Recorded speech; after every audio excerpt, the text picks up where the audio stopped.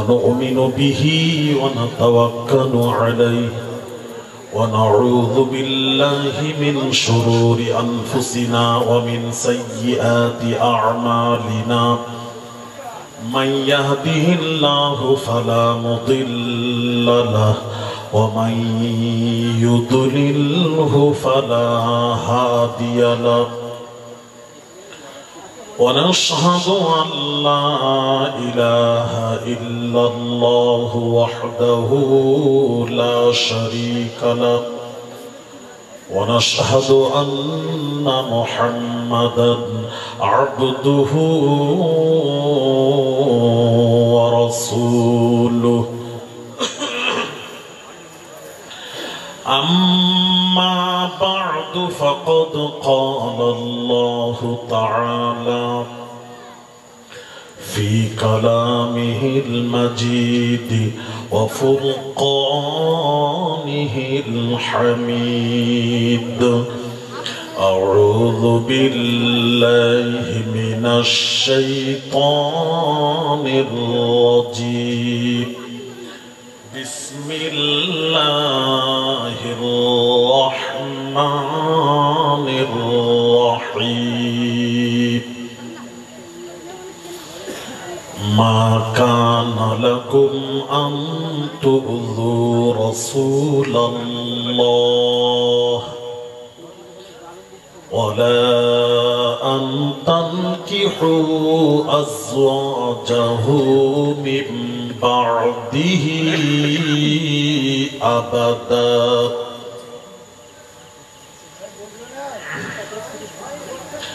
ستفترق أمتنا على 73 ملة كلهم في النار إلا ملة واحدة قالوا من هي يا رسول الله صلى الله عليه وسلم قال ما أنا عليه وأصحابي رواه الترمذي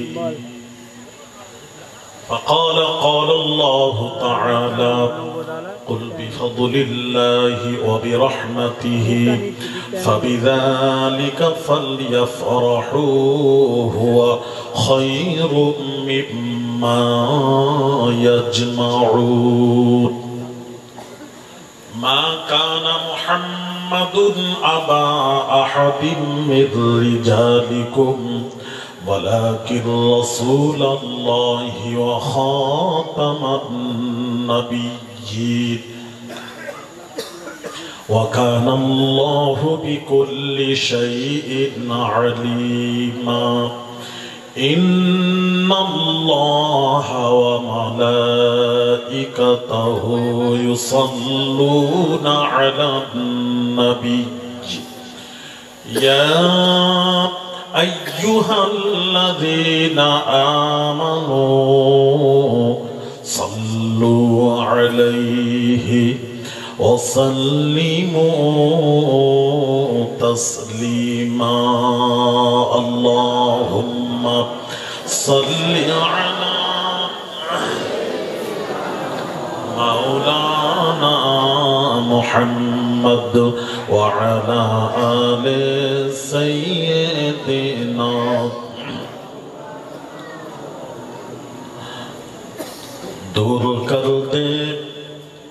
दूर कर दे जो दीन और ईमानों से दूर कर दे जो दीन और ईमानों से ऐसी शान ऐसी अज़मत नहीं चाहिए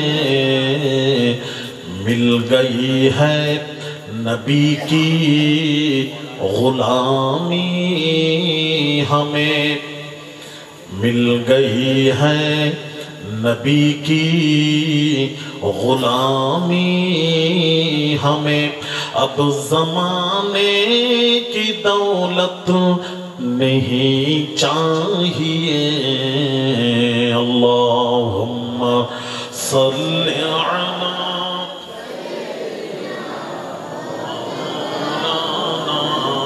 मुहम्मद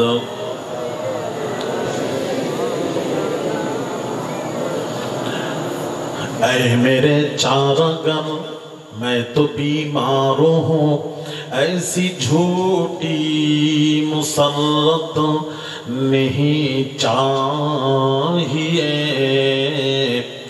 मेरे दिल में है इश्क़े मोहम्मद का गम सल्लल्लाहु अलैहि वसल्लम, मेरे दिल में है इश्क़े मोहम्मद का गम।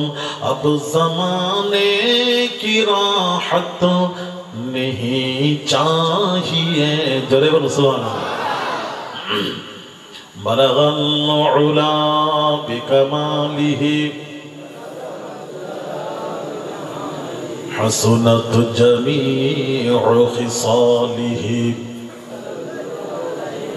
बाद मुर्दे यजीद और उनके फर्जंदों ने तख्त शाही को इनकार से पुकड़ा दिया, जिस पे लूटा गया है अली का चमन, जिस पे लूटा गया है अली का चमन। मुझको बादशाही नहीं चाहिए। बलगल उला बिकमालिही हसनत जमीउ खिसालिही। जिंदगी ओ है, जिंदगी ओ है जो यादें नबी में कटे। मौत है, मौत है जो मदीने में जाकर मिले। जिस पे मौला की इतना करम हो उसे, जिस पे मौला की इतना करम हो उसे, फिर किसी की इनायत नहीं चाहिए। जोरे बोले। अपने मरने का कुछ भी नहीं गम मुझे, अपने मरने का कुछ भी नहीं गम मुझे। फिक्र ये है कि मदीने में मदफून मिले, खाक पाए मोहम्मद सल्लल्लाहु अलैहि वसल्लम अगर मिल गई, खाक पाए मोहम्मद सल्लल्लाहु अलैहि वसल्लम अगर मिल गई, नाम रोशन ज़माने में कर जाएंगे। बलगल उला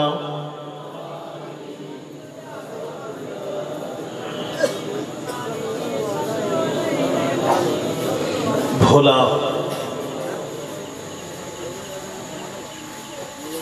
সিরাতুন নবী জলসা কমিটি কর্তৃক আয়োজিত অত্র জলসার সম্মানিত উলামায়ে কেরাম,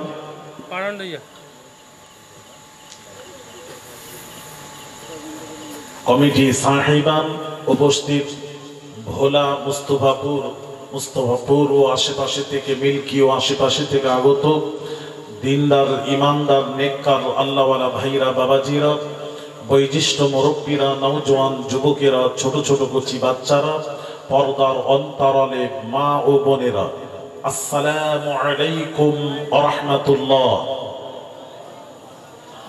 আল্লাহ রাব্বুল আলামিনের দরবারে অশেষ মেহেরবানি যে রব্বুল আলামিন এই গুনাহগার নাচিজ আওলাদে রাসূলকে আপনাদের মাঝে হাজির করিয়েছেন, সময় মতো উপস্থিত হতে পেরেছি এর জন্য, এবং যে মাবুদ আমাকে এবং আপনাদেরকে পাড়ায় জান্নাতে বসার মতন সুযোগ নসিব করেছেন, সেই মাবুদের দরবারে কিছু বলার পূর্বে আমি আপনাদের সকলকে নিয়ে একবার কালিমাতু শুকর আদায় করি।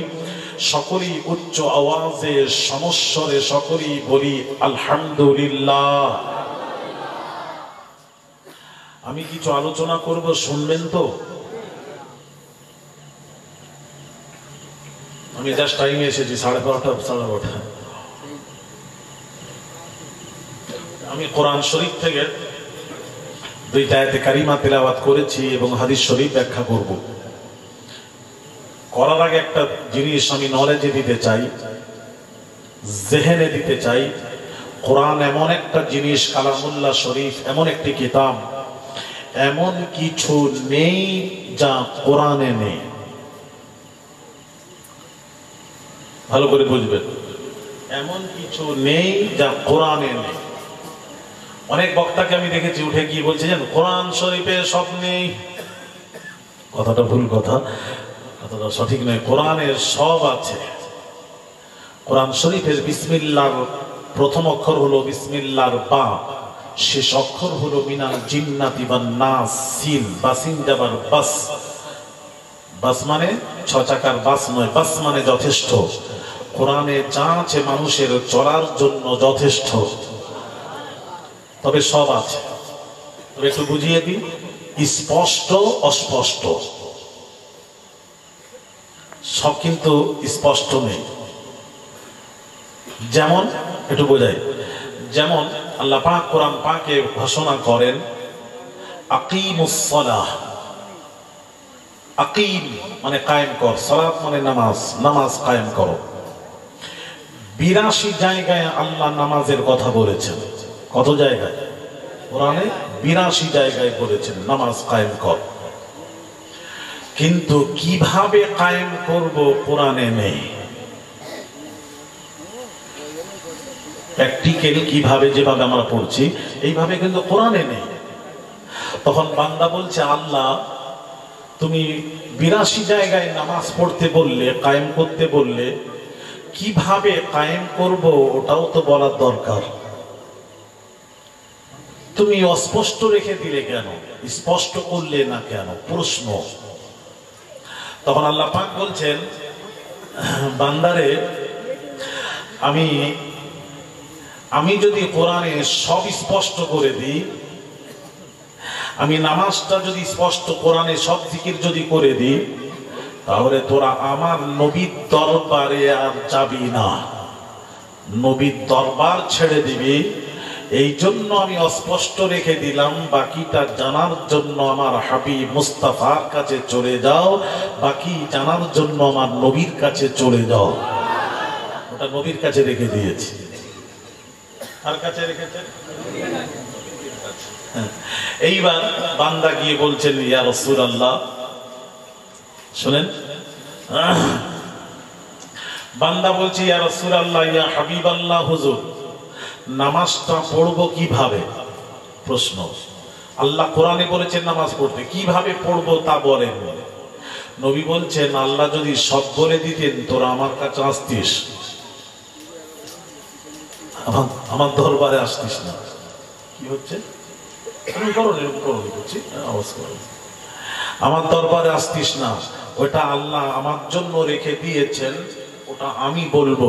নবী বলছেন, দেখেন, সাল্লু কামা রাআইতুমুনি উসাল্লি, নামাজি নামাজ পড়ো যেভাবে আমি রাসূলুল্লাহকে নামাজ পড়তে দেখো। নামাজ নবী শিখাচ্ছেন, আমাকে যেভাবে নামাজ পড়তে দেখো সেইভাবে নামাজ পড়ো। এবার নবীজি কিভাবে নিয়ত করেছেন? ইদা কাব্বারা রাফা ইয়াদাইহি হাত্তা উযুনাইহি। রাসূল পাক সাল্লাল্লাহু আলাইহি সাল্লাম এদিকে তাকান, 2 হাত উঁচু করেছেন।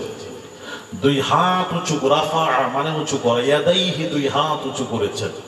কোথা পর্যন্ত? হাত্তা উযুনাইহি, 2 কানের নরম গোশত পর্যন্ত। 2 কানের নরম গোশত পর্যন্ত। আর বেঁধেছেন কিভাবে? শেরে খুদা আলী কাররামাল্লাহু ওয়াজহু তিনি বলছেন, عن علي رضي الله تعالى عنه قال قال رسول الله صلى الله عليه وسلم عن علي رضي الله تعالى عنه يدع اليمنى على اليسرى تحت السرة رواه الترمذي। হযরত আলী বলছেন, শেরে খোদা বলছেন, ইয়াদাউল ইউমনা আলাল ইউসরা, ডান হাতটা বাম হাতের উপর রাখতেন। এই দেখেন, ডান হাতটা বাম হাতের উপর রাখতেন। ইয়াদাউল ইউমনা আলাল ইউসরা, ডান হাতটা বাম হাতের উপর রাখতেন। আর বাঁধতেন কোথায়? তাহতা সুররা, নাভির নিচে। এই দেখেন, এই দেখেন, আমার দেখেন, আল্লাহু আকবার, ছেড়ে দিলে নাভির নিচে চলে আসতো, নাভির নিচে। আর আজকাল কিছু নামাজিদেরকে দেখা যায়, আমার দিকে তাকান, এই দেখেন, কথা ঠিক কথা বলেন না, কথা আমি না বললে কিন্তু ওয়াজ করবো, আমার সাথে কথা বলতে হবে। এটা কোথায় পেলেন? নবী যা বলেছেন, নবীর তারিখ অনুযায়ী নামাজ পড়ো। আমি একটা কথা বলি, একটা তরুণ যুবক, তাকে পিপাসা লেগেছে, সে যদি দাঁড়িয়ে দাঁড়িয়ে পানি পান করে, ওটা ইবাদত হবে না। পিপাসা বুঝবে, ইবাদত হবে না। ওই এক গ্লাস পানিটাকে যদি ইবাদত বানাতে চান, নবীজি ডান হাতে নিয়ে বসে 3 শ্বাসে পানি পান করেছেন। নবীজির তারিখ অনুযায়ী যদি পৃথিবীর কোন মুসলমান যদি পানি পান করে, তাহলে পিপাসাও বুঝবে, ওই এক গ্লাস পানিটা ইবাদতে গণ্য হবে। নবীর তারিখ অনুযায়ী হতে হবে, নবীর মিডিয়ামে কাজ করতে হবে, নবীর মাধ্যমে কাজ করতে হবে। আচ্ছা বাবাজি, এদিকে তাকান, ঘুমটা ইবাদত নয়। ওয়াজআলনাল লাইলা লিবাসা ওয়াজআলনান নাহারা মাআশা। সামনে এসো, সামনে এসো, সামনে জায়গা ফাঁকা আছে, সামনে বসে দেখো, সামনে চলে আসেন। সামনে তো ফাঁকা ফাঁকা রাখছেন কেন? মজলিসে সামনে আসেন, একটু আদব রক্ষা করেন, মজলিসে আদব রক্ষা করেন, সামনে আসেন। আমি জানি তরিকা পন্থীদের মধ্যে আদব আছে, একবার চলে আসেন, ভালো লাগবে। আর জিকির করুন লা ইলাহা, জোরে জোরে লা ইলাহা ইল্লাল্লাহ, লা ইলাহা ইল্লাল্লাহ, হাসবি রাব্বি জাল্লাল্লাহ, মা ফি কলবি গায়রুল্লাহ, নূর মুহাম্মদ সাল্লাল্লাহ, হক লা ইলাহা ইল্লাল্লাহ, লা ইলাহা ইল্লাল্লাহ। দরুদ শরীফ, আল্লাহুম্মা সাল্লি আলা।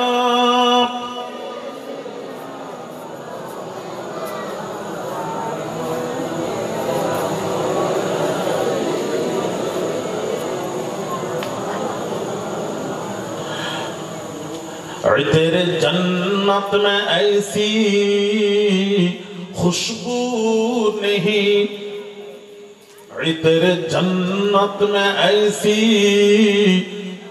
खुशबू नहीं, जो खुशबू नबी के पसीने में है। अल्लाहुम्मा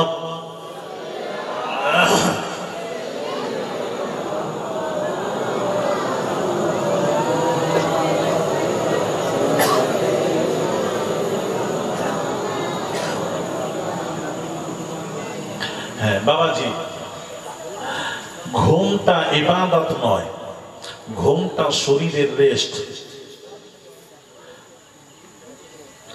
তাহলে মুসলমান যখন ঘুমাবে, ঘুমালে বাবাজি, ঘুমালে শরীরের রেস্ট হবে, ঘুমটা ইবাদত নয়। ঘুমটা ইবাদত তখনই হবে যখন কোন মুসলমান নবীর তারিখ অনুযায়ী যদি ঘুমায়, ডান কারওয়াটে নবীর তারিখ অনুযায়ী কোন মুসলমান যদি ঘুমায়, শরীরের রেস্ট হয়ে যাবে, ওই ঘুমটা ইবাদতে গণ্য হবে। নবীর মাধ্যমে করতে হবে, নবী ছাড়া তো কোনো কাজ করা যাবে। একবার কি হয় জানেন, অনেকেই কি বলে জানেন, আল্লাহর সন্তুষ্টি লাভের জন্য ইবাদত করলে আল্লাহ গ্রহণ করবে। তবে আল্লাহর সন্তোষ লাভের জন্য করতে হবে। ইন্না সালাতি ওয়া নুসুকি ওয়া মাহইয়ায়া ওয়া মামাতি লিল্লাহি রাব্বিল আলামিন। আমার নামাজ, ইন্না সালাতি ওয়া নুসুকি, আমার কুরবানি, আমার জীবন মৃত্যু সব আল্লাহর জন্য। তাহলে সবকিছু আল্লাহর জন্য হতে হবে, তবে আল্লাহ গ্রহণ করবেন। কিন্তু আমি আলী আসগার বলবো, যদি তাই হয় আল্লাহর সন্তুষ্টি লাভের জন্য কাজ করলেও আল্লাহ গ্রহণ করবেন না। কখন? ওটা শুনুন, এটা শুনুন, ওয়াজ বোঝার জিনিস আছে। একদিন নবীর সাহাবীরা কি করলেন জানেন? ওই কোরবানির দিন, বকরা ঈদের দিন, কোরবানির দিন, ঈদের নামাজের আগে কোরবানি করে দিয়েছে। ঈদের আগে, নামাজের আগে কোরবানি করে দিয়েছে। আল্লাহ জিজ্ঞেস করছেন, কি হলো? এই নবীর সাহাবী কি করলে? না আল্লাহ, আজকে কোরবানির দিন, তোমার সন্তুষ্টি লাভের জন্য কোরবানি করেছে। আল্লাহ বলছেন, বান্দারে, তোদের কোরবানি আমি আল্লাহ গ্রহণ করব না। আল্লাহ বলছেন, সাহাবীরা, তোদের কোরবানি আমি গ্রহণ করব না। কেন আল্লাহ? তোমার সন্তুষ্টি লাভের জন্য যদি করি, গ্রহণ করবেন না কেন? প্রশ্ন। আল্লাহ পাক বলছেন, আমার প্রত্যেক কাজ আমার সন্তুষ্টি লাভের জন্য করলেও আমি গ্রহণ করব না। আমি গ্রহণ তখনই করব যখন আমার নবীর মিডিয়ামে কাজ হবে, আমার নবীর মাধ্যমে কাজ হবে। আল্লাহর নবী, তোর নবী, আমাদের নবী, বিশ্ব নবী কোরবানির দিন ঈদের নামাজ পড়ে এসে কোরবানি করেছেন। তোরাও নামাজ পড়ে এসে কোরবানি কর, তবেই আমি আল্লাহ গ্রহণ করব। কথা কি বুঝতে পারছেন না? একটু বুঝেন। তাহলে নবীর মাধ্যমে কাজ করতে হবে। নবী ছাড়া তো কোনো ইবাদত নয়।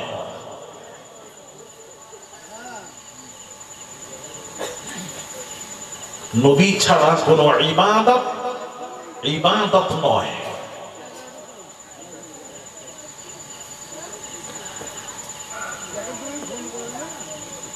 এমন কোন জিনিস নেই যেখানে নবী নেই। আপনার বলুন। আচ্ছা, একটা কথা বলে দিব, বুঝিয়ে দিই। আল্লাহর ওলিরা যখন কোনো কাজ করেন, ওলিদের আমল শরীয়ত হতে পারে না। নবীর আমল শরীয়ত হয়, শরীয়তের দলিল হয়, শরীয়তের হুজ্জাত হয়, দলিল হয়। এটা নবীদের আমল, ওলিদের আমল নয়। এটা মাথায় রাখবে। নবীর আমল শরীয়ত হয়, শরীয়তে হুজ্জাত হয়, শরীয়তের দলিল হয়, শরীয়তে ফরজ ওয়াজিব সাব্যস্ত হয়। ওলিদের আমল, নবীদের আমল, ওলিদের নয়। ভাইরা আর বাবাজিরা, এখানে একটা কথা আছে। এখানে হাজী সাহেব এই মজলিসে কারা আছেন? হাত তোলেন। 1 2 3 4, মাশাআল্লাহ। ওইদিকে আছে অনেক হাজী সাহেব আছে, মাশাআল্লাহ, খুব ভালো লাগলো। একটু বলবেন আমাকে, সাই করেন, সাফা মারওয়া যে দৌড়াতে হয়, এই সাই, সাফা মারওয়া 7 চক্কর দিতে হয়। এই সাইটা কেন করতে হয়? কেন ছুটোছুটি কেন করবেন? সাই কেন করেন? কোন হাজী সাহেব উত্তর দেবেন একটু?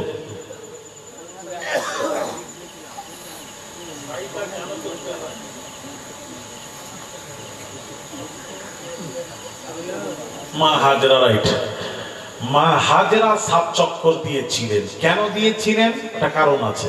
পানি ছিল না তখন। ইসমাইল কে ওই জায়গায় রেখে দিয়ে পানির তারাশে মা হাজরা 7 বার দৌড়দৌড়ি করেছিলেন। 7 বার দৌড়দৌড়ি করেছিলেন। তো এখন তো পানির অভাব নেই, এখন তো জমজম কূপ আছে। এখন, তখন তো দৌড়ানোটা কারণ ছিল, এখন তো সেই কারণটা আর তো নেই। এখন আমি আপনি দৌড়বো কেন? প্রশ্ন। তখন থেকে চলে এসেছে মা হাজরার আমল আল্লাহকে ভালো লেগেছে, এই জন্য এটা চালু আছে। দাঁড়ান, এখন আমি প্রশ্ন করিনি, এবার করব। আমার প্রশ্ন হলো, এই সাই করাটা কি শরীয়তে ফরজ না ওয়াজিব? এটা ওয়াজিব। সাই করাটা ওয়াজিব। আচ্ছা, আমার প্রশ্ন এখানে, এবার প্রশ্ন, সাঈদ কে কেউ করেছিলেন, দৌড়েছিলেন মা হাজরা। মা হাজরার দৌড়নোটা কখনো শরীয়তে ওয়াজিব হতে পারে না, শরীয়ত হতে পারে না। ওলির আমল আপনি বরকত হিসেবে গ্রহণ করতে পারেন, কেউ নাও গ্রহণ করতে পারে, কিন্তু হাজরার দৌড়নোটা শরীয়তে ওয়াজিব হলো কেন, হলো কেন, হলো কেন, এটাই প্রশ্ন। নবীর স্ত্রী করেছেন বলে না হয়নি, হ্যাঁ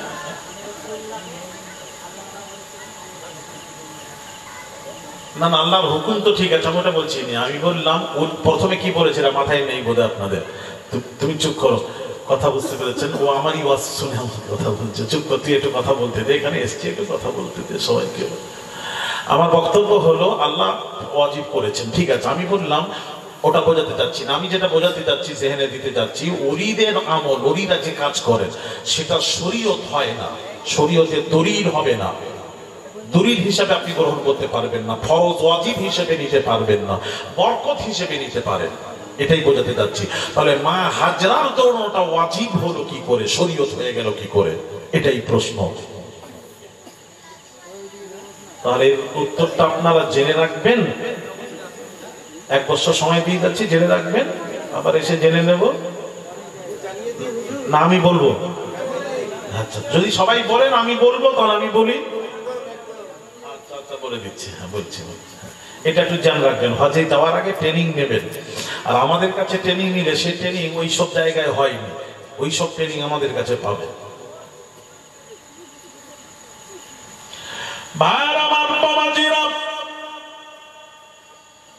মা হাজরার দৌড়নোটা আল্লাহকে ভালো লেগেছে। এবার আল্লাহ রব্বুল আলামিন, আল্লাহ রব্বুল আলামিন ওটাকে ওয়াজিব বানাবেন। তো ওলিদের আমল, মা হাজরা হলেন নবীর মা, নবীর মায়ারা। হাজরা নবী নন, কোন নারী নবী নন, কোন নবী নন, নবীর মা নবী নন, আল্লাহর ওলি মহিলা। ওলির আমলটা ওয়াজিব, শরীয়তে ওয়াজিব হতে পারে না, পারে না, পারে না, পারে না, পারে না, পারে না। তাহলে বাবাজি ওয়াজিব হলো কিভাবে? আল্লাহ রাব্বুল আলামিন বললেন, হাবিব, আমার হাবিব, মা হাজরার আমলটা ভালো লেগেছে, ওটা আমি কিয়ামত অবধি ওটা কায়েম রাখবো, ওটাকে ওয়াজিব বানিয়ে দেব, ওটাকে শরীয়তে ওয়াজিব বানাবো। তাহলে শুধু মা হাজরার দৌড়টা তো ওয়াজিব হবে না। হাবিব, আপনি একবার সাফা মারওয়া দৌড়ে নিন, দৌড়ে নিন, আপনি একবার দৌড়ান। আপনার পর আমি আল্লাহ আপনার উম্মতের জন্য কিয়ামত পর্যন্ত, আপনার উম্মতের জন্য ওই দৌড়নোটাকে আমি আল্লাহ ওয়াজিব বানিয়ে দেব। জুরি জুরি বলুন, আমার নবী যদি না দৌড়তেন ওটা শরীয়তে ওয়াজিব হতো না, হতো না, হতো না। নবীকে দৌড়নো করিয়ে ওটাকে আমাদের উপর ওয়াজিব বানিয়ে দিয়েছে। জুরি জুরি, এবার বুঝেছেন? কথা বলেন না, বুঝেছেন? তাহলে নবী নেই যেখানে, ও নবী নেই যেখানে, ওটা আল্লাহর ইবাদত হতে পারে না, ওটা আল্লাহর ইবাদত হতে পারে না, এটা মাথায় রাখবে। তো ভাইয়েরা আমার, বাবাজিরা, আমি যে কথা বোঝাচ্ছিলাম, আসুন ভাইরা আমার, কোরআন এমন একটি কিতাব, এমন কিছু নেই যা কোরআনে নেই, সব আছে, তবে অস্পষ্ট স্পষ্ট আছে। আমার বক্তব্য আছে, নেই বলবেন না, নেই বলবেন না। ভাইরা আমার, যদি নেই বলেন তাহলে আমার আবার প্রশ্ন আসবে।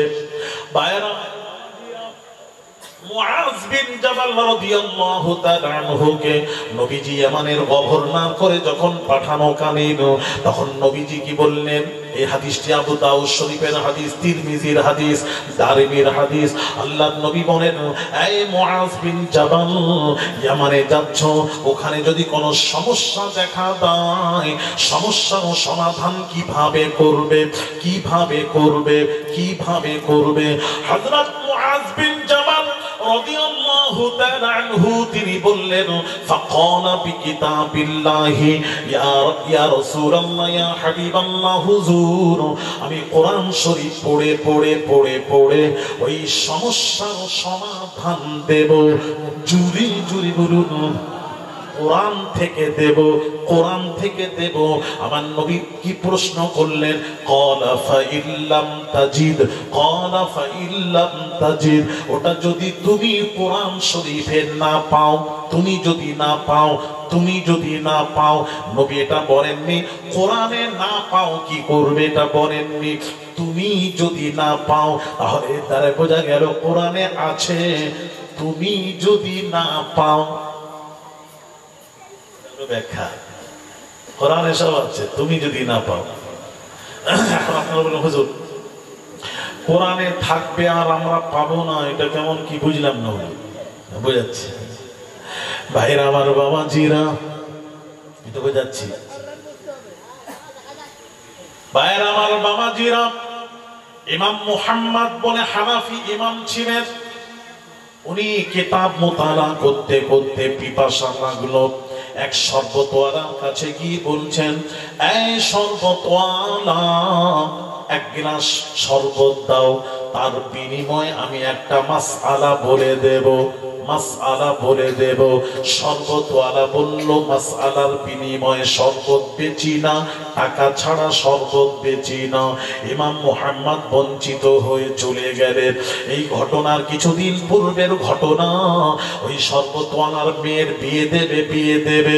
ছেলের গার্জেন এসে বলছে, কি দেবে জামাইকে, মেয়েকে কি দেবে, কি দেবে? না, যা চাইবেন তাই দেব।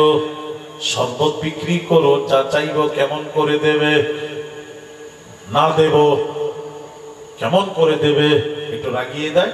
শরবতওয়ালা রেগে বলছে, কি ভাবলেন আকাশের নিচে জমিনের উপরে যাহা কিছু আছে আমি আমার মেয়ের বিয়েতে সব দিয়ে দেব, সব দিয়ে দেব। তখন সব ছেলের গার্জেন বলছে, দিতে না পারলে, দিতে না পারলে।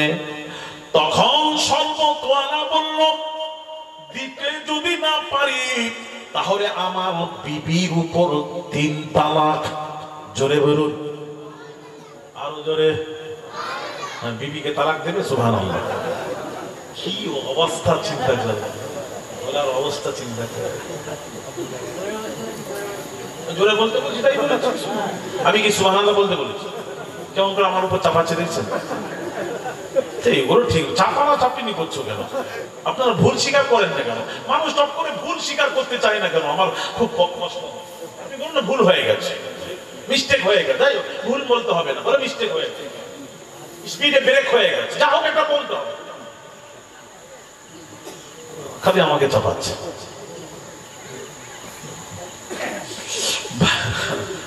ভাইয়ের আমার, বাবা জিরা,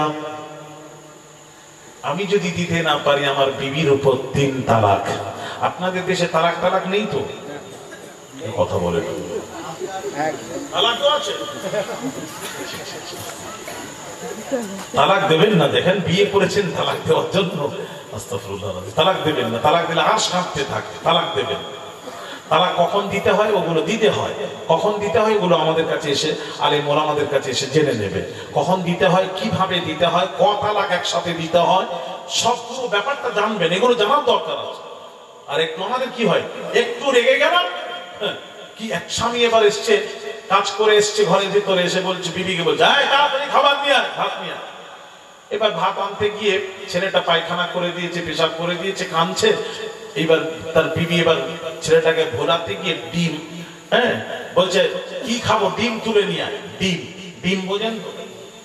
আপনারা কি বলে? আন্ডা। আন্ডা, আচ্ছা আচ্ছা আচ্ছা। ডিম আর আন্ডার মধ্যে কোনো পার্থক্য আছে? আমি এক জায়গায় জিজ্ঞেস করলাম, বাবা ডিম আর আন্ডার মধ্যে কোনো পার্থক্য আছে? সামনে একটা ছেলে বসেছিল, সে বললো হুজুর অনেক পার্থক্য আছে। আমি বললাম বাবা আমার তো জানা নেই, কি পার্থক্য বলো? হুজুর ডিমটা ছোট, আন্ডাটা বড়। আমি চিন্তা করলাম এটাও চিড়িয়াখানা, এখানে রং বেরকম জিনিস দেখা যায়, আর আমি জলসায় যাই, বিভিন্ন রকম কথাবার্তা শোনা যায়। ডিম আন্ডা একই জিনিস,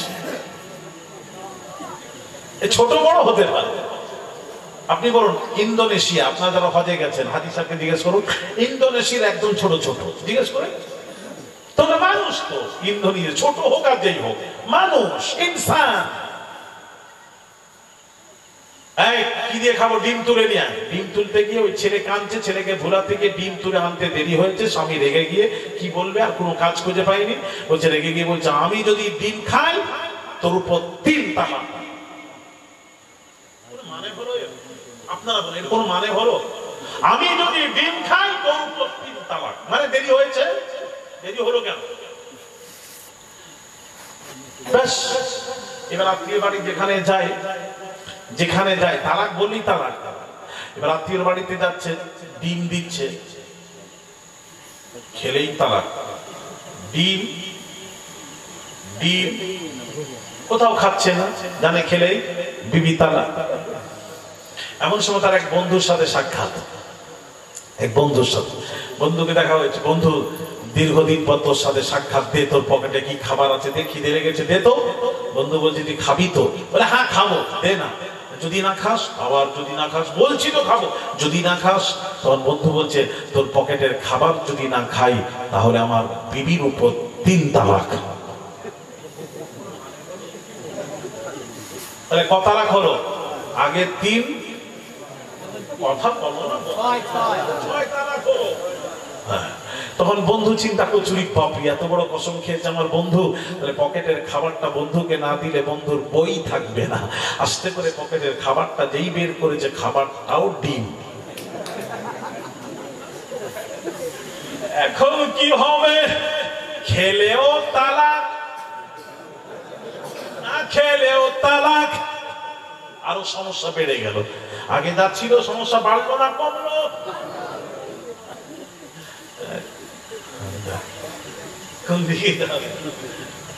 খেলেও তালাক, না খেলেও তালাক। যাক, আমি ওই দিকে চলে গেছি, অন্যদিকে থাক। আবার ঘুরে আসছি, আমি আমার বক্তব্যের দিকে ফিরে যাই।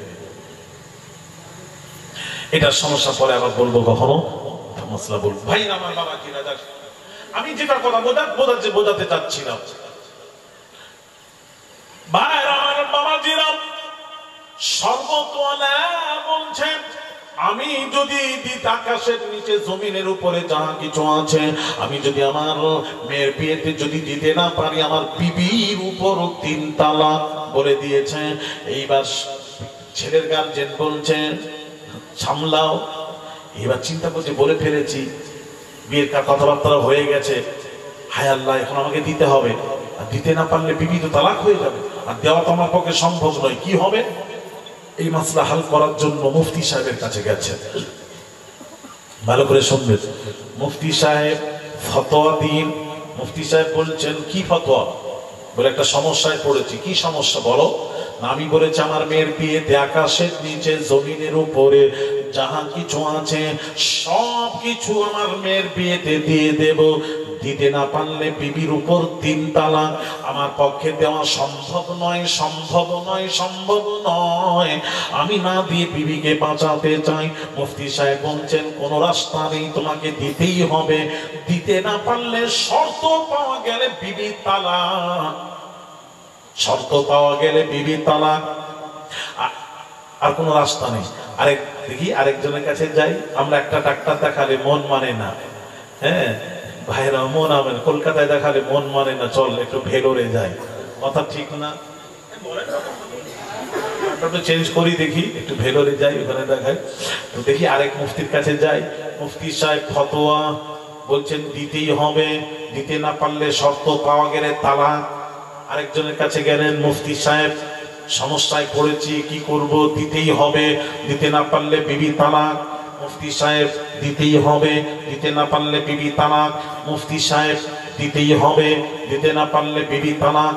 যত মুফতিয়ানে কেরাম যত ছিলেন সেই জামানায় সেই যুগে সমস্ত মুফতিরা ফতোয়া দিলেন দিতেই হবে, দিতেই হবে, দিতে না পারলে বিবির উপর 3 তালাক, 3 তালাক, 3 তালাক। ভাইরা আমার, বাবাজিরা, সকলেই একই কথা বললেন। এমন সময় সর্বতওয়ালা চিন্তা করেছে, এবার একজন রয়ে গেছে ইমাম মুহাম্মদ, তার কাছে হানাফি ইমাম, তার কাছে গিয়ে একবার দেখি।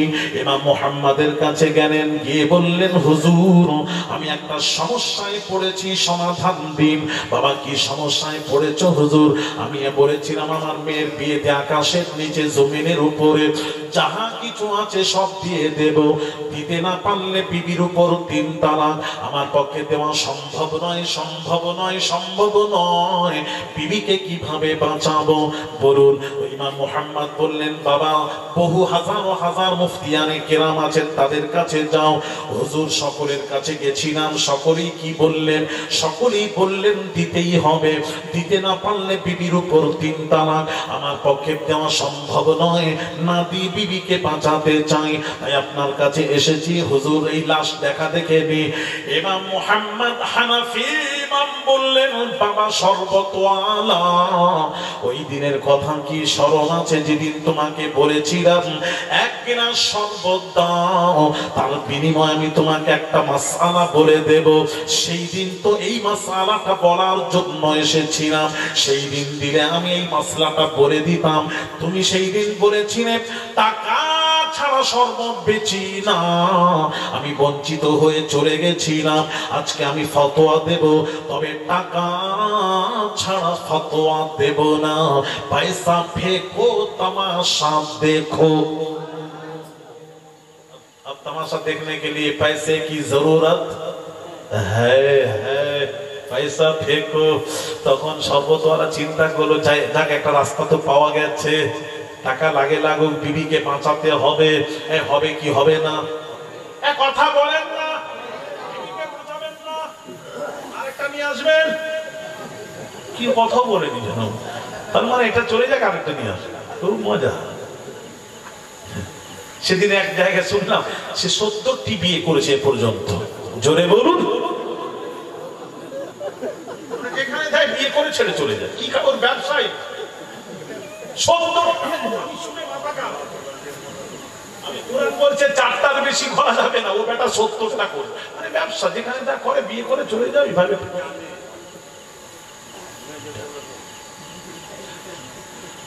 বিবিকে বাঁচাতে হবে, টাকা লাগে লাগুক, বিবিকে বাঁচাতে হবে।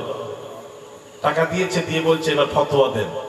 ইমাম মুহাম্মদ ফতোয়া দিচ্ছেন, শুনুন।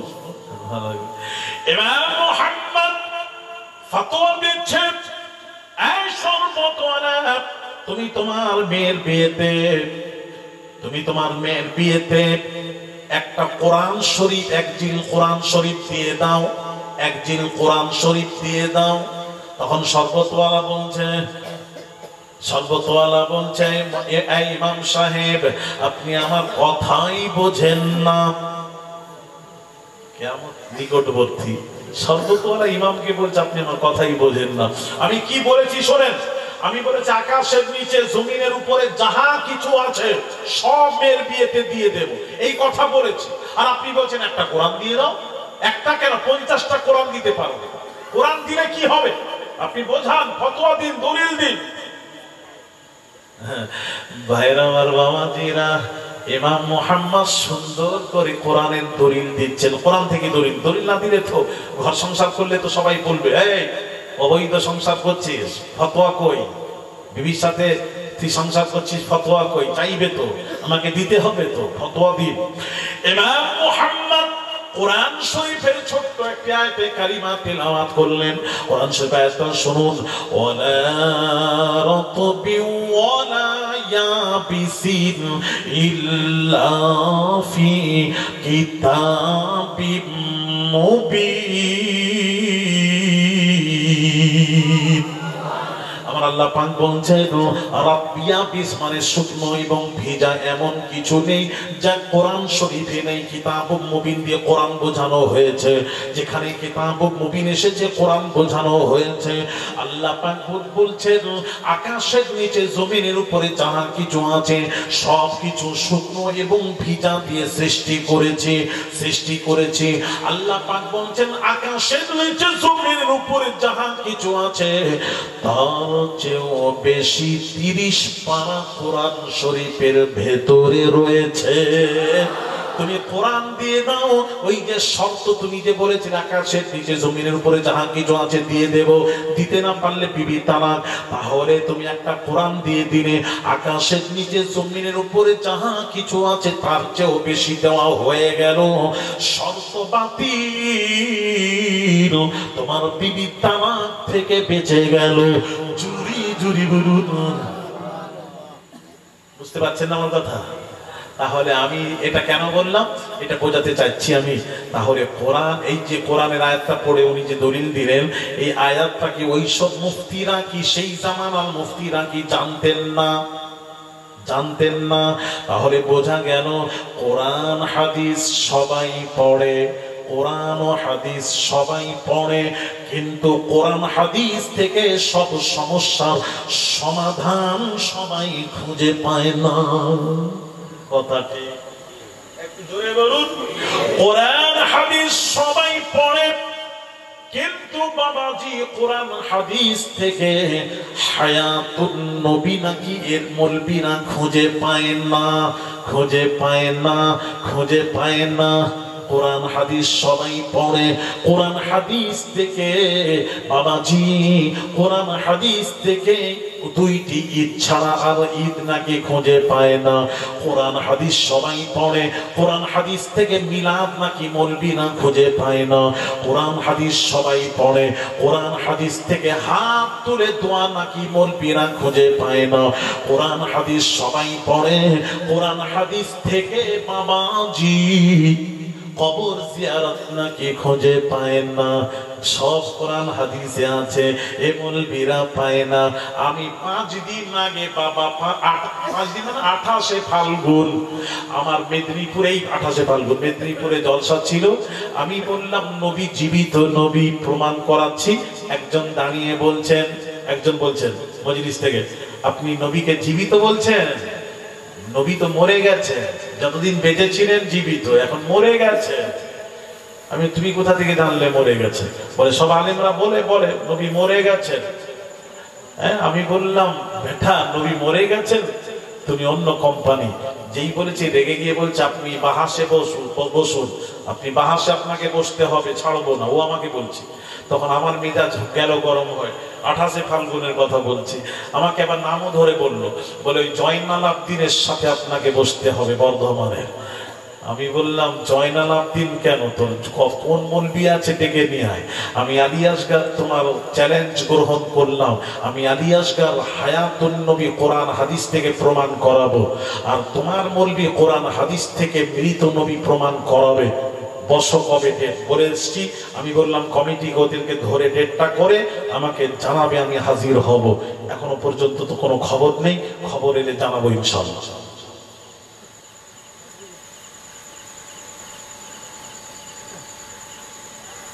কোরআন হাদিসে সব আছে, কোরআন হাদিসে সব আছে। ওই জয়নাল আবদিন যে আছে না, সে কি বলেছিল, ওই আমাদের মেচেদা একটা ঝামেলা হয়েছে, ওখানে উল্টো পাল্টা কথাবার্তা। কি বলছে জানেন? একজন প্রশ্ন করেছে রসুল কে বড় ভাই বলা যাবে? উনি বলছেন হ্যাঁ, রসুল বড় ভাই, নবী আমাদের বড় ভাই, নবীকে বড় ভাই বলা যাবে। জোরে বলুন, আরো জোরে। নবীকে বড় ভাই বলা যাবে তো? বুঝছেন যে নবী বড় ভাই। দলিল দিয়েছে, আবার দলিল দেখেন। وإن طائفتان من المؤمنين اقتتلوا فأصلحوا بينهما فإن بغت إحداهما على الأخرى فقاتلوا التي تبغي حتى تفيء إلى أمر الله فإن فاءت فأصلحوا بينهما بالعدل وأقسطوا إن الله يحب المقسطين إنما المؤمنون إخوة কোরআন শরীফের আয়াত পড়ে উনি বোঝাচ্ছেন ইন্নামাল মুমিনুনা ইখওয়া মুমিন মুসলমান সম্পর্ক আল্লাহ কোরআনে বলেছেন মুমিন মুসলমান সম্পর্ক ভাই ভাই সুতরাং নবী আমাদের নবীও মুমিন সুতরাং নবী আমাদের বড় ভাই নবী আমাদের বড় ভাই এরা যদি আমাদের কাছে বসে এদের দলিল আমাদের কাছে 2 মিনিটও টিকবে না ক মিনিট ভাইরা আমার বাবাজিরা এটা একটু বুঝিয়ে দিই উনি কোরআন দিয়ে কিন্তু বললেন আমি একটু বুঝিয়ে দিই উনি যে বললেন নবী মুমিন মুমিন মুসলমান সম্পর্ক ভাই ভাই ঠিক আছে মানলাম উনি বললেন নবী ও মুমিন নবী আমাদের বড় ভাই এবার আসুন নবীকে জিজ্ঞেস করি ইয়া রাসূলুল্লাহ ইয়া হাবিবাল্লাহ হুজুর আপনি কি মুমিন নবী উত্তর দিচ্ছেন মুমিন কে নবী বলুন ইয়া রাসূলুল্লাহ মুমিন কে আমার নবী উত্তর দিচ্ছেন লা ইউমিনু আহাদুকুম হাত্তা আকুনা আহাব্বা ইলাইহি মিন ওয়ালিদিহি ওয়া ওয়ালাদিহি ওয়ান নাসি আজমাঈন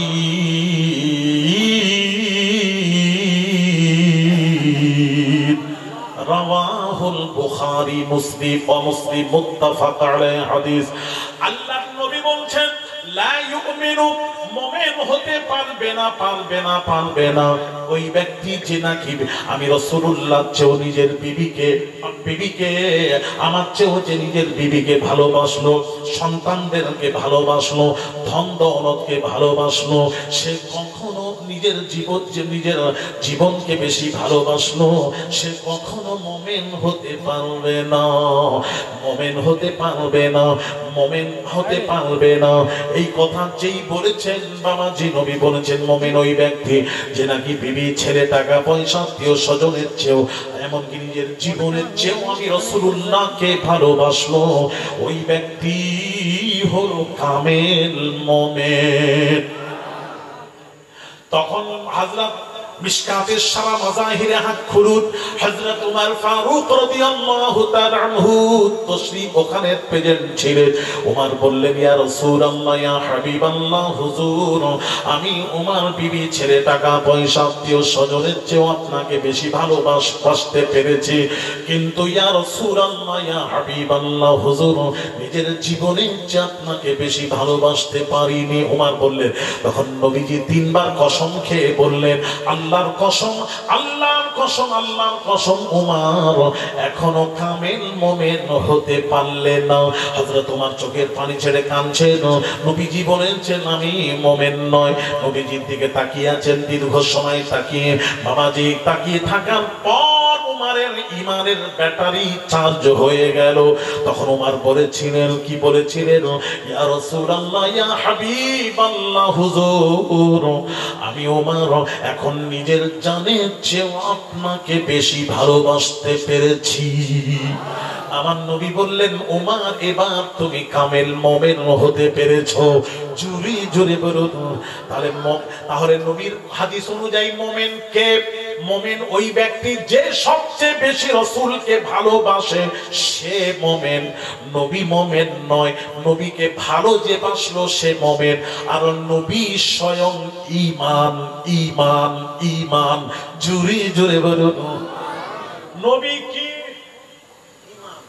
নবীকে ভালোবাসলে মুমিন আর নবী স্বয়ং ঈমান তার উপর ঈমান আনতে হয় সে ঈমান আর তাকে মেনে যে নিয়েছে সে মুমিন তাহলে সর্বপ্রথম আর ব্যাখ্যা যে রাসূল মুমিন মুসলমান সম্পর্ক ভাই ভাই নবী আমাদের বড় ভাই নবী মুমিন আমরা মুমিন তাই তিনি বড় ভাই ব্যাখ্যাটা ভুল নবী মুমিন নয় নাম্বার 2 উনি বলছেন বড় ভাই যদি হয় বড় ভাইয়ের স্ত্রীকে আপনারা কি বলেন ভাবি, একটু জোরে বলুন ভাবি। তাহলে রাসূলের স্ত্রী আমাদের আম্মা জান, আমাদের ভাবি। বল না বেটা বল। এতে যদি রাসূলের সামনে যে বাপ মায়ের সাথে বেয়াদবি করলে বাঁচার রাস্তা আছে, গুনাহ হয়। আর নবীজির সাথে কেউ যদি সরাসরি বেয়াদবি করে কাফের হয়। কথা ঠিক কি না? সে বেঈমান হবে, কাফের হবে। ব্যাখ্যা জানো না? ব্যাখ্যা করো না। ভাইরা আমার, বাবাজিরা, তাহলে কোরআন হাদিস সবাই পড়ে। কোরআন হাদিস থেকে জীবিত হায়াতুন নবী, জীবিত নবী নাকি এরা খুঁজে পায় না। আমি একটু প্রমাণ করাবো নবী জীবিত কিনা। এটা আকীদার ব্যাপার, আকীদার ব্যাপার। খবরদার কারো জলসা শুনে এই রকম আকীদা পোষণ করবেন না মা বোনেরা।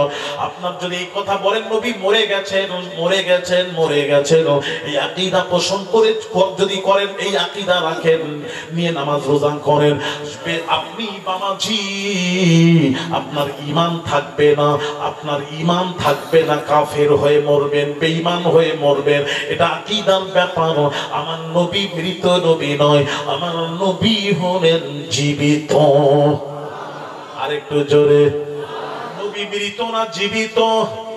একটু জোরে বলবেন, আর একটু জোরে। ডাক্তার জাকির নায়েক বলেছেন মৃত্যুর পর আর জীবিত বলা যাবে না। যতদিন বেঁচে ছিলেন জীবিত, মৃত্যুর পর আর জীবিত বলা যাবে না।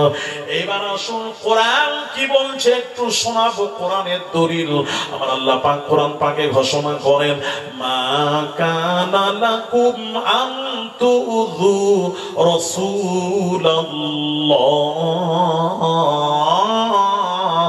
আল্লাহ পাক বলছেন আমার নবীকে হারগিজ হারগিজ নবীকে তোমরা কষ্ট দেবে না, দেবে না, দেবে না, দেবে না। ওয়ালা আনতানকিহু আজওয়াজাহু মিন বাদিহি। হায়াতুন নবী প্রমাণ হলো। এবার আসুন কষ্ট কোন শরীর অনুভব করে? যে শরীরটা বেঁচে থাকে না মরে যায়। শরীরটা বেঁচে থাকে সেই তো কষ্ট অনুভব করে, আর মরে গেলে কষ্ট অনুভব। তাহলে তাহলে কোরআন কি বলছে? নবীর ওয়াফাতের পর নবীর বিবিগণদের বিয়ে করে, বিয়ে করে নবীজিকে কষ্ট দেওয়া যাবে না। তাহলে নবী হলেন কষ্ট ওই শরীর অনুভব করে যে শরীরে রূহ থাকে। তাহলে প্রমাণ হলো নবীজি রূহ সহ কবরে দেহ সহ তিনি আরাম করছেন জীবিত। জুরি জুরি এক নাম্বার 2। ভাইরা আমার, বাবাজিরা বলুন একটা কথা বলুন, স্বামীর মৃত্যুর পর ওই স্ত্রীকে যদি কেউ বিয়ে করতে চায়, বিয়ে করতে পারবে কি পারবে না? পারবে। শরীয়তের বিধান আছে পারবে, তবে ইদ্যত পালন করার পর বিয়ে করতে পারবে। কিন্তু নবীর ওয়াফাতের পর নবীর বিবিগণদেরকে বিয়ে করা উম্মতে মুহাম্মাদির জন্য আল্লাহ হারাম করে দিয়েছেন। জুরি জুরে বলুন হারাম। হারাম কেন? কেন হারাম? এই জন্য হারাম, নবীর বিবিগণের আমাদের মা। বাজ উলামারা বলেছেন মা হিসেবে হারাম না, ও মা নয়। যে মাকে বিয়ে করা হারাম সে মা নয়, নবীর বিবিগণেরা সে মা নয়। কেন নবীর বিবিগণদেরকে বিয়ে করা হারাম? শুনুন ব্যাখ্যা। এই জন্য নবীর ওয়াফাতের পর নবীর বিবিগণদেরকে বিয়ে করা হারাম এই কারণে নবীজি হলেন হায়াতুন নবী। আমার নবী হলেন জীবিত নবী। জোরে জোরে বলুন, জীবিত থাকার কারণে নবীর বিবিগণদের বিয়ে করা হারাম, হারাম, হারাম। জোরে আরো জোরে।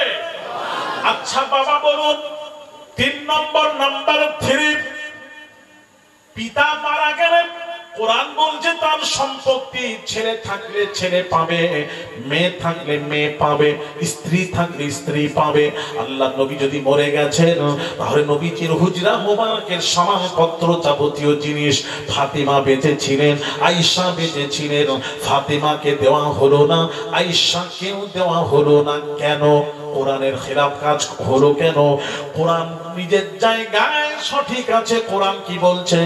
পিতার মৃত্যুর পর সম্পত্তি বন্টন হয়। ছেলে থাকলে ছেলে পাবে, মেয়ে থাকলে মেয়ে পাবে, স্ত্রী থাকলে স্ত্রী পাবে। তাহলে পিতার মৃত্যুর পর সম্পত্তি বন্টন হয়। আর নবী যখন মরেননি বন্টনের প্রশ্নই জাগে না। জোরে বলুন। মরলে তো বন্টন হবে, সে তো মরেনি। কেমন জীবিত হাদিস থেকে প্রমাণ করাই, কেমন জীবিত হাদিস শরীফ।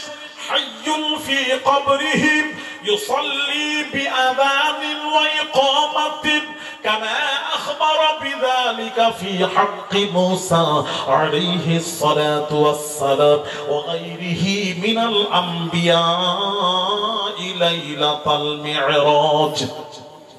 হাদিস শরীফ আমার হাদিস শরীফ প্রমাণ দিচ্ছে হাইয়ুন ফি কবরিহি, রাসূল কবরে জীবিত। কেমন জীবিত? এবার শুনুন। ইউসাল্লি বিআযানিন ওয়া ইকামাতিন, আল্লাহর নবীর কবরে আযান হয়, আল্লাহর নবীর কবরে ইকামাত হয়। আযান এবং ইকামাত সহ আল্লাহর নবী কবরে নামাজ আদায় করেন। জুরি জুরি বলুন, আরো জোরে। কবরে আযান ইকামাত সহ নবী নামাজ আদায় করেন। নবীজি বলছেন আমি যখন মিরাজে গেলাম তখন মুসা নবীকে দেখেছি কবরে সালাতরত অবস্থায় দেখেছিলাম। আরে নবীরা জীবিত না মৃত? জীবিত। আরেকটা দলিল দেব। আমার দলিল কে কাটবে? কোন মৌলবী আছে একটু নিয়ে আসুন, আমার কাছে বসান, আমার কাছে বসান। আজকে এমন একটা দলিল দিতে চলেছি কোন মৌলবীর ক্ষমতা নেই কোরআন থেকে দলিল দেব, কোন নবীর ক্ষমতা নেই হাদিস থেকে দলিল দেব, কোন নবী আমার কোন আলেমের ক্ষমতা নেই আমার কথাটাকে কেটে দেয়। খুব জামে উত্তর দেব। আজকে দলিলটা দেব। আজকে শুনবেন না পরে দেব? সবাই না বললে দেব না। কারা কারা শুনবেন হাত তুলুন, বলে যাব। শুনবে? শুনছেন? শুনছেন তো? বাবা শোনো, বাবা শোনো, একটু শোনো, খুব ভালো লাগবে দলিলটা শোনেন। আচ্ছা বলুন, বলুন তো দেখে একটা প্রশ্ন করি, উত্তর দেবেন। কোন নবী মিরাজে গেছিলেন? আমাদের নবী। আচ্ছা এই প্রমাণটা যদি এক্ষুনি কেউ করে দেয়, এক্ষুনি যদি প্রমাণ করিয়ে দেয় কোরআন থেকে আমাদের নবী মেরাজে গেছিলেন, সাথে সাথে ৫,০০০ টাকা খুশি করে তাকে দেব পুরস্কার। কে ৫,০০০ টাকা নেবেন? তাড়াতাড়ি আসুন, না হলে আমি আছি এখনো কিছুক্ষণ। কোন মৌলানা থাকলে ডেকে নিয়ে আসুন, তাকেও নিয়ে আসুন, অসুবিধা নেই। সে যদি প্রমাণ করিয়ে দেয় আমি আপনাকে ৫,০০০ টাকা দেব।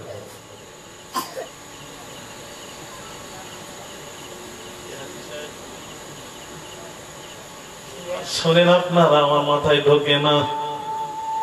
কোথায় পেলেন? কোথায় নবী আমাদের নবী মেরাজে গেছিলেন? কে বললো আপনাদের? পড়েছেন না কোথায় শুনেছেন? পড়েছেন? পড়লেন তো। তাহলে আপনাদের পড়া আর আমাদের পড়ার মধ্যে পার্থক্য আছে না নেই? বলে দিই কি পার্থক্য আছে, আর ভুল করবেন না, এই কথা বলবেন না। আমাদের নবী মেরাজে যাননি। হ্যাঁ, সে তো মুসা নবী তুর পাহাড়ে গিয়ে বলেছিলেন রব্বি আরিনি, আল্লাহ তোমাকে দেখবো। আল্লাহ বললেন তারানি, তুমি দেখে সহ্য করতে পারবে না, না দেখবো, না দেখবো। আল্লাহ কি বললেন? জব তুর পে মুসা নে আরিনি কাহা ये अर्श से फौरन आई निदा, बेहोश बेहोश ना हो जाना मूसा, हम पर्दा उठाने वाले हैं। आरो जोरे तो मूसा नबी বলেছিলেন আল্লাহ দেখবে। আল্লাহ দেখব। আমার আপনার নবী বিশ্ব নবী একবারও বলেননি আল্লাহ তোমাকে দেখব, তোমাকে দেখব, তোমাকে দেখব। নবীজি উম্মে হানির বাড়িতে কেউ বলেছেন হাতিমে আরাম করছিলেন, ঘুমিয়েছিলেন। আল্লাহ আর সাজানেন সাজানেন সাজানেন, আল্লাহ তাআলা আর সাজানেন। মেরাজ কি শবে ধুম मची वो अर्श पे आने वाले हैं, मुश्ताक़ ज़ियारत आ जाए, वो जलवा दिखाने वाले हैं। आरो जोरे আর সাজালেন, ফেরেশতাদেরকে দায়িত্ব দিলেন, দিয়ে বললেন এই নূরে মুজাসসাম জিবরিল তোমার দায়িত্ব হলো, আমার হাবিব ঘুমিয়ে আছেন আরাম করছেন, রে জিবরিল তোমার দায়িত্ব হলো আমার নবীকে আনার দায়িত্ব তোমার। যাও জিবরিল যাও, চলে যাও জিবরিল চলে যাও। তবে শোনো জিবরিল যখন আসছিলেন আল্লাহ জিবরিলকে কি বলেছিলেন, মেরাজ কি শবে খালিক নে কাহা জিবরিল আদব সে রহনা জারা, তো শান কো উনকি ক্যা জানে, মেহমান जो आने वाले हैं। জিবরিল যাকে আনতে যাচ্ছ তার শান মর্যাদা জানো না জানো না জানো না? দিয়েছি আমি আল্লাহ, নিয়েছেন মুস্তাফা। কত দিয়েছি কত নিয়েছেন কেউ জানে না, আমি আল্লাহ নবীকে দিয়েই গেছি, নবীজি নিয়েই গেছেন। আরো জোরে নবীকে ওজন করবেন না, দুনিয়ায় এসে নবীকে ওজন করবেন না। এইবার বাবাজি জিবরিল আমিন এলেন, এসে শুনেন ঘটনা শুনেন। আল্লাহ পাক বলছেন জিবরিল আমিনকে আল্লাহ পাঠিয়ে নবীকে নিয়ে গেছেন, নিয়ে গেছেন। আল্লাহ বললেন হাবিব আপনাকে যদি কেউ জিজ্ঞেস করে আপনি মেরাজে গেছিলেন, আপনি বলবেন না আমি যাইনি, আল্লাহ আমাকে নিয়ে গেছেন। আরেকটু জোরে, আমি আলী আসগার আজকে ভোলাতে জলসায় আসিনি, আমাকে দাওয়াত করে আনা হয়েছে। কত দায়িত্ব নাকি? আর আমি যদি দাওয়াত না থাকতো হঠাৎ চলে আসতাম, হঠাৎ দেখছি জলসা হচ্ছে ভোলা ঢুকে পড়লাম, এবার সবাই বলো হুজুর এসে গেছেন একটু চলে। ওইভাবে আসা দাওয়াত করে আসা দুটোর মধ্যে ফারাক আছে। টাকা পয়সার ব্যাপার আছে, রাইট? খালি টাকা পয়সা না, অনেক ফারাক আছে, ইজ্জতেরও ফারাক আছে। তখন বলবে এই, তখন শ্রোতারা বলবে এই হুজুরের তো হ্যান্ডবিলের নাম নেই, ইনি আবার কোথা থেকে এলেন? তাহলে হুজুর বিনা দাওয়াতে জলসায় যান, অনেক ব্যাপার আছে। হ্যাঁ ভাইয়ের আমার বাবা জিরা রে, এদিকে তাকান এদিকে তাকান। ভাইয়ের আমার বাবা জিরা, নবী মেরাজে যাননি, আল্লাহ নবীকে নিয়ে গেছেন। এটাই কথা, কোরআনে তাই আছে, কোরআনে তাই বলছি। কোরআনের ব্যাখ্যাটা করি। সুবহানাল্লাযী আসরা বিআবদিহি লাইলাম মিনাল মাসজিদিল হারামি ইলাল মাসজিদিল আকসা। আল্লাহ পাক বলছেন কোরআনে সুবহানাহু তাআলা আসরা নিয়ে গেলেন, আসরা নিয়ে গেলেন বিআবদিহি তার বান্দাকে, লাইলান রাত্রিতে, মিনাল মাসজিদিল হারামি ইলাল মাসজিদিল আকসা, মসজিদে হারাম থেকে মসজিদুল আকসা নিয়ে গেলেন, নিয়ে গেলেন সাওয়ারি পাঠিয়ে নিয়ে গেলেন, আর করালেন নিয়ে গেলেন, নবী জানবি নিয়ে গেলেন। ব্যাখ্যাটা শোনেন, আল্লাহ নবীকে নিয়ে গেলেন। ভাইয়ের আমার রাত্রিতে মসজিদুল হারাম থেকে নবীজি যখন মসজিদুল আকসাতে গেলেন, এখানে একটু কথা বলবো আপনাদেরকে। মসজিদুল আকসাতে যখন গেলেন, অনেক কথা এখানে মাঝখানে ওটা টানছি না, অত গভীরের কথা আপনারা বুঝতে পারবেন না, 12টা বেজে গেছে, তো 12টার পরে বোঝা মুশকিল। আমি একটু গভীর আর যাচ্ছি না তল দেশে, আমি একটু বুঝিয়ে দিই যেটা বোঝাতে চাচ্ছি। হায়াতুন নবীর দলিলটা দিচ্ছি বাবা, ছেলেরা শোনো। আল্লাহ নবী মসজিদুল হারাম থেকে মসজিদুল আকসায় যে গেলেন, মসজিদুল আকসা কোথায় অবস্থিত? প্যালেস্টাইনে। মাশাআল্লাহ মাশাআল্লাহ, প্যালেস্টাইন, হ্যাঁ, জেরুজালেম, জেরুজালেমে ওখানে অবস্থিত।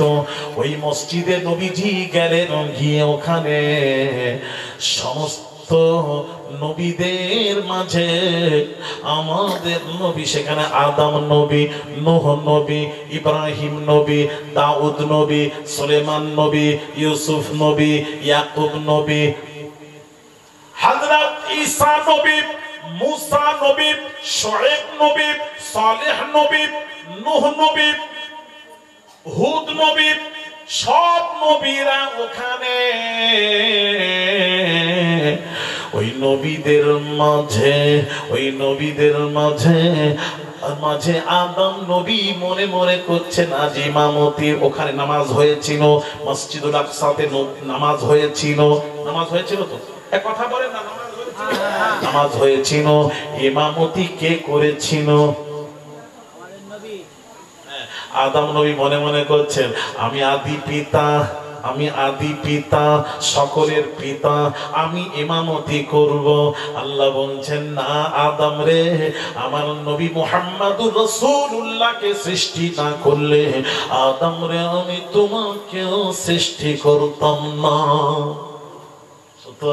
সুতরাং আজকে ইব্রাহিম খলিলুল্লাহ মনে মনে করছেন আমি জাতির পিতা, ইমামতির দায়িত্ব বুঝি আল্লাহ আমাকে দেবেন, আমাকে দেবেন।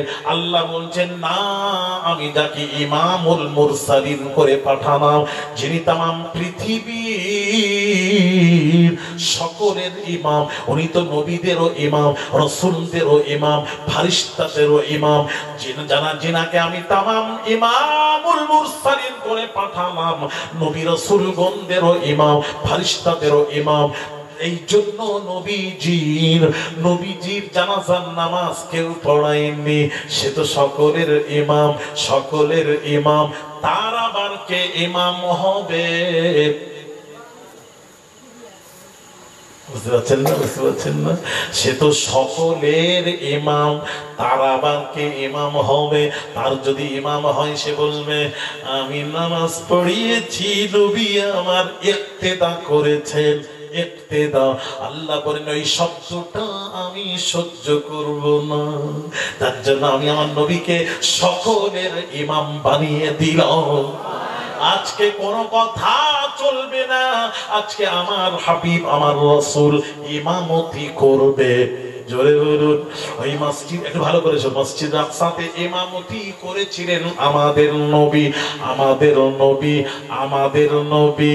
এবার প্রশ্ন, এবার তার কারা পেছনে ছিলেন, ইক্তেদা কারা করেছিলেন? কথা বলেন না, কারা? নবীরা করেছিলেন। আচ্ছা, নবীরা করেছে, ওখানে অন্য কেউ মানুষ কেউ ছিল না, নবীরা। এখন প্রশ্ন হলো, নবী তো আদম নবী কবে ইন্তেকাল করেছেন? নূহ নবী কবে দুনিয়া থেকে চলে গেছেন? দাউদ নবী, সুলেমান নবী, ইউসুফ নবী, ইয়াকুব নবী, ঈসা নবী, মুসা নবী সবই তো